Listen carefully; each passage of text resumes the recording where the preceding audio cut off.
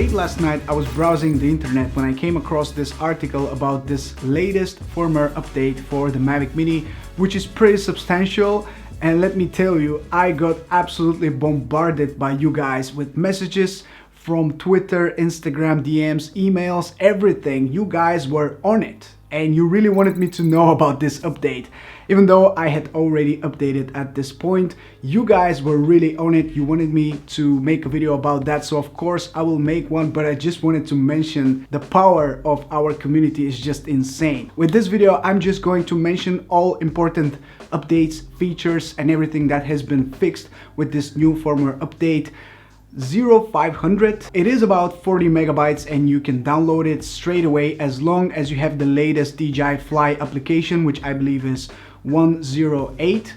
So as long as you have this application and the latest update for that app, you can download the firmware, install it on your drone, and you will have all these new features and improvements, which you can see on the screen right now. If you want to only read those, then feel free to pause the video and read them for yourself. But I am going to let you know about these features because I had already tested them this morning and I wanted to share my thoughts and impressions after using the drone with this new firmware update.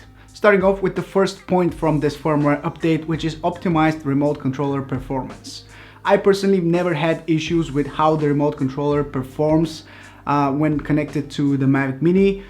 But it's great to see that DJI is actually working towards improving that connection between the remote and the Mini. So now it should be a bit improved compared to what it was before. The next thing is probably the biggest update we've ever had on the Mavic Mini, and it's something that everyone has been asking for from day one, ever since we heard about the Mavic Mini, and that is the ability to set your own manual exposure when filming videos with the Mavic Mini.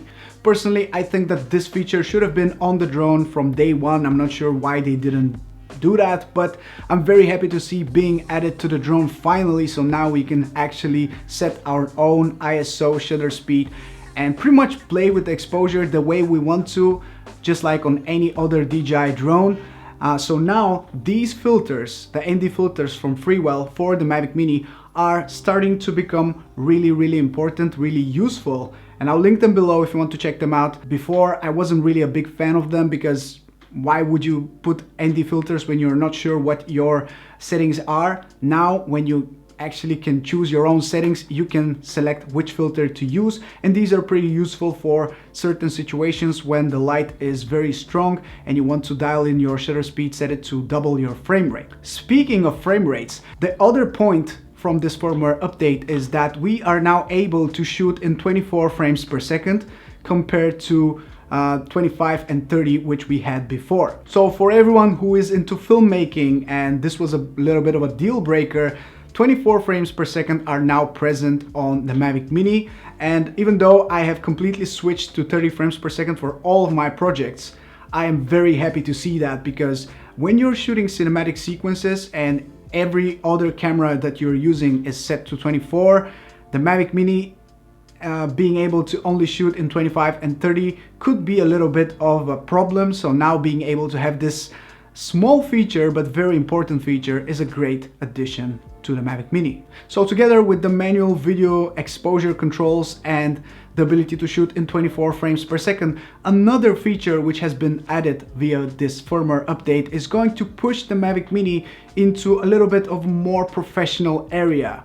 And that is the ability to shoot with your own manual white balance. Before, we couldn't select our own white balance settings, and in many situations when you're moving from a darker area to an area which is a bit more lit from the sun, the white balance was also switching from colder to warmer or vice versa, and it was really unpleasant to look at because you don't have control over the white balance. Now you can set your own white balance settings, and to do that you simply need to go to the settings, go to camera, advanced camera settings, and then choose your own manual white balance in kelvins. So you can start from 2000 kelvins, which is really cold, and go all the way up to 10,000 kelvins, which is really warm. So you can really dial it in and choose whatever white balance works best for your current situation, for your current lighting conditions.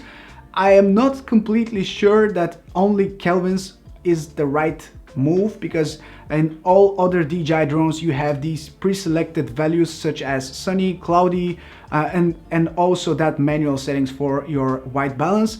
It could have been better if we had those already dialed in, such as sunny, cloudy, whatever. I think it could have been a bit more useful for the beginners who are not sure which kelvins are the right ones. But the best way to figure this out is just to point the drone towards an area which has to be white and just play with the white balance until it looks white and not too blue and not too yellow. The rest of the features which have been added via this firmware update are not that significant, and they are the following: improved download speed for photos and videos, improved flight stability in some scenarios, and added support to adjust operation frequency in Ukraine. So what are my thoughts about this new firmware update? Well, I think the Mavic Mini is definitely one step higher now because of these new features and improvements, because being able to dial in your manual video exposure using ND filters, using 24 frames per second, being able to set your white balance, this is a game changer compared to what we had yesterday. It's such a nice improvement, and I'm personally very happy to see the Mavic Mini with these new features, because it will allow many people who are not professionals to start using the Mini for professional work, because it is going to let them use the settings that they want and allow them to have a little bit more professional looking footage in the end. So I'm very happy to see that, and I just wanted to let you know about this. Like I said, I've been really bombarded with messages from all of you guys letting me know about this firmware update and wanting me to share with the rest of the community. So there you guys have it. I have done that. Thank you so much for watching. Please drop a like and let me know if you are excited about this new firmware update for the Mavic Mini. This is Mike from Drone Supremacy. Thank you so much for watching, and I'll catch you in the next one. Take care, guys. Ciao. I see the hate, they don't wanna see me win. Bank deposits, I got more coming in.